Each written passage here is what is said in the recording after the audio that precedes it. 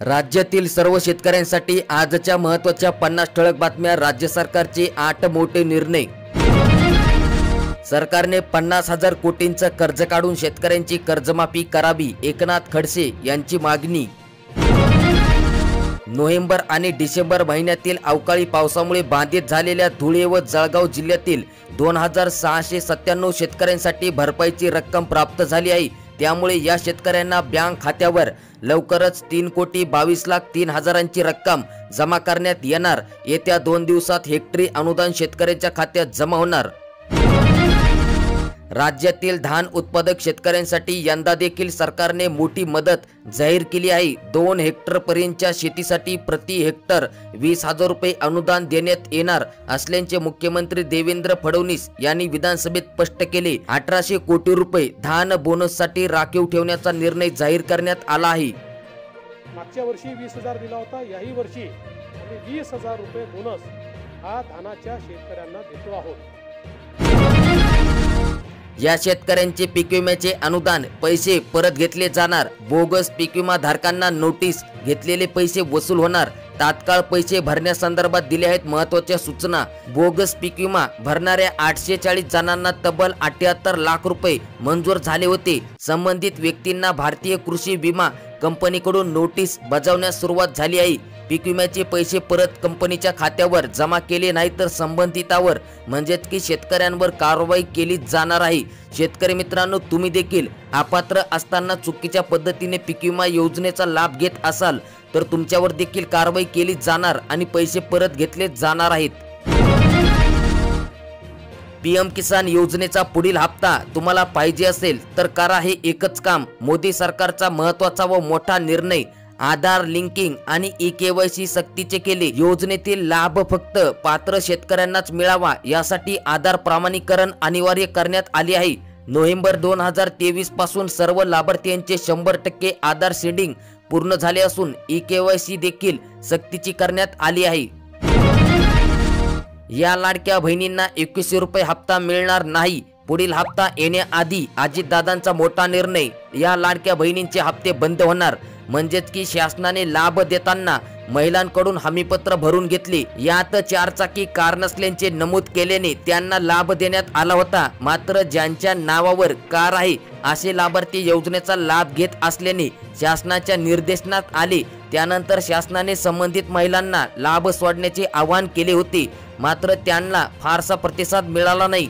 त्यामुळे प्रत्यक्ष पडताळणीद्वारे अशी नावे कमी केली जाणार आहेत। नव्या धोरणानुसार थेट हस्तांतर प्रणालीद्वारे वाटप होणार अनुदान। म्हणजेच की बँक खात्याला आधार लिंक नसेल तर निराधाराचे अनुदान मिळणे अवघड होईल। डीबीटीने पेमेंटसाठी लाभार्थ्यांनी ई-केवायसी पूर्ण करणे आवश्यक आहे। 75% अधिक निराधार लाभार्थ्यांचे आधार लिंक झाले। 25% लाभार्थ्यांचे अद्यापही आधार लिंक झाले नाही। त्यामुळे आधार लिंक करा आणि थेट तुमच्या अकाउंटमध्ये प्रति महिना 1,500 रुपये मिळवा। उन्हाच्या तडाख्यामुळे पिके वाळली। शेतकऱ्यांच्या मेहनतीवर पाण्याची पातळी खालावल्याने पिके वाळली। उत्पादनामध्ये घट, इंधन, मजुरी, मशागत यांच्या खर्चात देखील दुपटीने वाढ झाली आहे। वातावरणामध्ये मोठा बदल, सर्दी तापांचे रुग्ण वाढले। मार्चमध्ये लहरी हवामानाचा फटका, पारा 37 अंशावर। शेतकरी मित्रांनो, प्रत्येक शेतकऱ्यांसाठी महत्त्वाची अपडेट म्हणजेच की हे काम करावं लागणार, नाहीतर नमो शेतकरी योजनेचा पुढील 6वा हप्ता तुम्हाला मिळणार नाही आणि हप्ते बंद केले जातील। शेतकरी मित्रांनो, नमो शेतकरी महासन्मान निधी आणि पीएम किसान निधी या योजनेअंतर्गत महाराष्ट्रातील शेतकऱ्यांना 12,000 रुपये मिळतात। राज्य शासनाच्या नमो शेतकरी महासन्मान योजनेतून 6,000 रुपये तसेच केंद्र शासनाच्या पीएम किसान योजनेतून 6,000 रुपये असा दुहेरी लाभ मिळत आहे। तरी देखील हजारो शेतकऱ्यांची आधार सीडिंग म्हणजेच ई-केवायसी अपूर्ण असल्याने योजनेचे यापूर्वीचे हप्ते मिळालेले नाहीत। त्यामुळे ही प्रक्रिया त्वरित पूर्ण न केल्यास आगामी हप्त्यांपासून देखील ते वंचित राहण्याची शक्यता आहे। तथापि लवकरच हा हप्ता शेतकऱ्यांना मिळणार आहे, म्हणून पुढील 6व्या हप्त्यांपूर्वी बँक आणि आधार खाते अपडेट करणे आवश्यक आहे। नमो शेतकरी या योजनेत 3,000 रुपये वाढ करण्याची घोषणा राज्य शासनाने केली आहे। त्यामुळे आगामी 6व्या हप्त्यात वाढीव प्रमाणे अनुदान मिळेल का याकडे लाभार्थी शेतकऱ्यांचे लक्ष लागले आहे। खरीपामध्ये नापिकीचा सामना म्हणजेच की अतिवृष्टी पुराने हाती आलेल्या पिकांचे मोठ्या प्रमाणात नुकसान, भातावर आळ्यांसह कीड रोगांचाही परिणाम। महायुती सरकारने महिलांना लाडकी बहीण योजनेतून दर महिन्याला 1500 रुपये म्हणजेच की 1500 रुपये देत असते। आता या पाठोपाठ बांधकाम कामगारांसाठी महायुती सरकारने महत्त्वाची घोषणा केली आहे। वयाची 60 वर्ष पूर्ण केलेल्या बांधकाम कामगारांना आता नवीन वेतन मिळणार, म्हणजेच की या योजनेत दरवर्षी 12,000 रुपये निवृत्ती वेतन बांधकाम कामगारांना मिळणार आहे। याबद्दल कामगार मंत्री आकाश फुडकर यांनी विधानसभेमध्ये मोठी घोषणा केली आहे। मुख्यमंत्री देवेंद्र फडणवीस यांनी या योजनेला तत्पूर्वी मंजुरी दिली। डीबीटी प्रणालीमुळे निराधारांच्या थेट बँक खात्यात येणार 1500 रुपये। नांदेड जिल्ह्यातील 80% निराधार लाभार्थ्यांची आधार प्रमाणीकरणाची प्रक्रिया पूर्ण। डीबीटी प्रणालीने जमा होणार थेट बँक खात्यात अनुदान। 7 लाख हेक्टरमध्ये खरीप 89,000 क्विंटल बियाण्याची मागणी। कपाशी, तूर, सोयाबीनकडे यंदाही शेतकऱ्यांचा कल। कृषी विभागाचे नियोजन। कृषी आयुक्तालयास प्रस्ताव सादर करण्यात आला। अपडेट आहे अमरावती जिल्ह्यातील। राज्यामध्ये सध्या पारा 40च्या खाली, रात्रीचे तापमानही घसरले। बीडच्या बाजारामध्ये लालेलाल टरबूज दररोज 15 टनांची आवक। रमजानमुळे रसाळ फळांना बाजारात अधिक मागणी। फळनिहाय आवक आणि दर तुमच्या मोबाईल स्क्रीनवर तुम्ही बघू शकतात। तुमच्या खात्यावर अनुदान हवे असेल तर आधार लिंक करणे अतिशय आवश्यक। जालना जिल्ह्यातील निराधार योजनेच्या म्हणजेच की आता जालना जिल्ह्यातील निराधार योजनेच्या 27,312 लाभार्थ्यांनी आधार प्रमाणीकरण केलेले नाही। त्यामुळे 27,312 नागरिकांना आता 1500 रुपये मिळणे अवघड जाणार।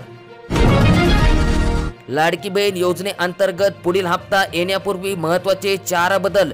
हे अपात्र ठरणार। 2.5 लाखांचे अधिक उत्पादन असणारे अपात्र 4 चाकी वाहन असतील हे देखील अपात्र ठरणार। आणि लग्नानंतर इतर राज्यात वास्तव्य करणाऱ्या महिला देखील या योजनेस अपात्र ठरणार आहेत।